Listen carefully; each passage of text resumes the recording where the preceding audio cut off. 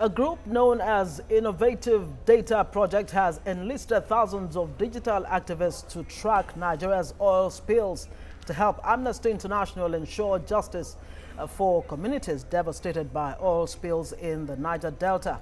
The region has witnessed a series of environmental pollution with no oil company taking the blame for them. Hence, the platform was formed. Well, joining us on Skype from London to discuss this issue is human rights campaigner with Amnesty International, Joe Westby. It's good to have you on the News Hour. Hello, thank you for having me. Yes, now beyond getting all of this information collated, what are the guarantees that the information that you do get at the end of the day will be actionable?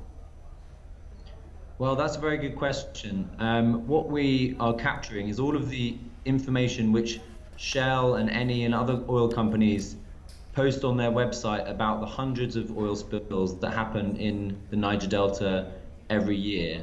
And the reason that that's important is that information determines how much compensation affected communities get and how much cleanup is done of the oil pollution. But the problem is we have found cases in the past where Shell has said that an oil spill is caused by sabotage when it was later proven that it was their own fault.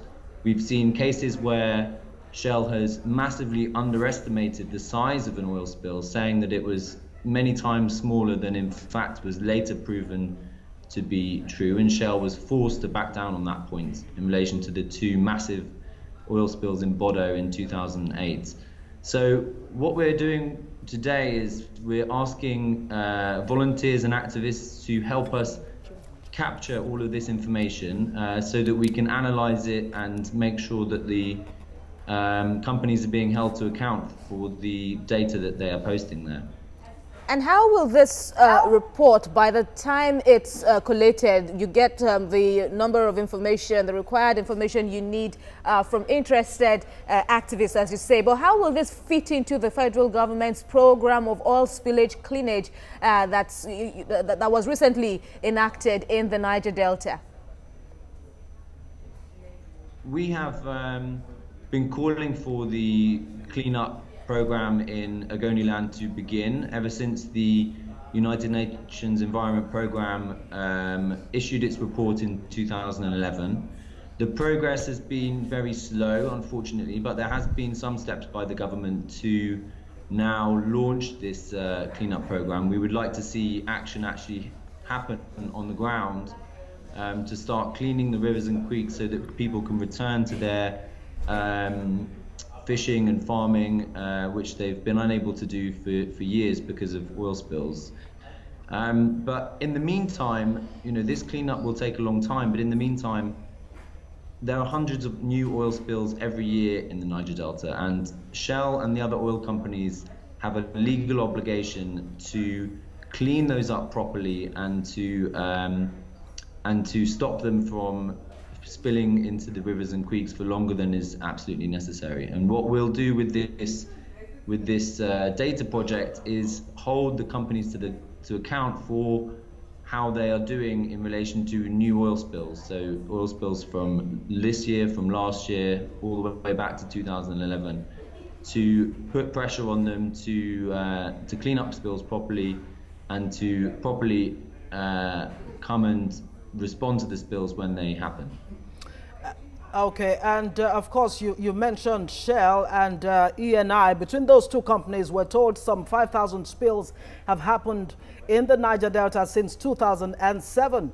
Now, how exactly does Amnesty International plan to hold these companies accountable for all of this oil spills, since it seems they're unwilling to take responsibility?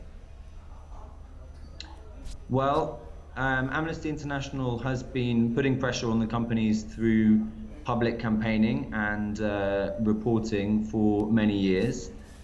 We've seen cases where affected communities have taken their cases to the Nigerian courts and to the courts back in the company's home states, in the UK and in Italy.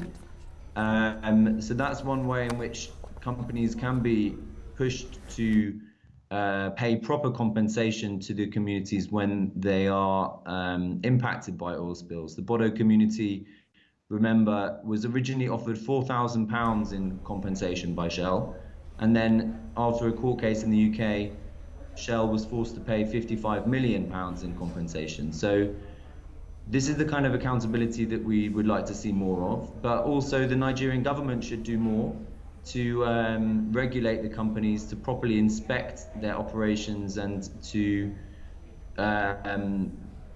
levy proper fines when the companies have been found to act improperly.